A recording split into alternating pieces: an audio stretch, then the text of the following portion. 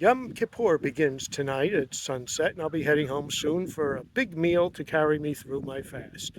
But I want to tell you something that happened to me on Yom Kippur about 4 years ago. I was working front desk at a hotel here in this lovely village on the coast of Maine, and an Israeli gentleman checked into the hotel.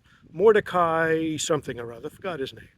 But when he checked in, I said to him, as I say to all the guests, if you need any suggestions or recommendations, just ask.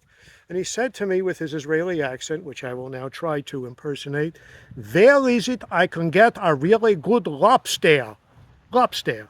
Lobster. Well, this is lobster land here. It's all about lobster, but I recommended one restaurant in particular, and off he went.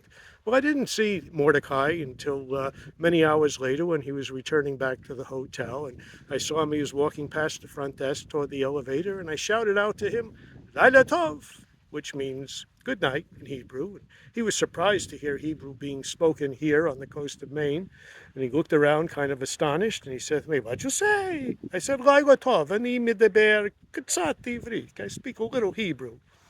So he walked over to me, and he said to me, you know, when I checked in before, the way you pronounced my name, Mordecai, I thought maybe, yeah. I said, yeah, I'm a landsman. And I asked him, how was the lobster dinner? And he said, oh, the lobster was delicious. I said, I'm glad you enjoyed it. And then he said to me, it was a strange kind of a segue. He said to me, do you know Rashi? And I said, well, I know who Rashi was historically, one of the great rabbis whose words we still study in the Talmud, but I personally have never studied the Talmud, so I don't know what Rashi said or what he's really famous for.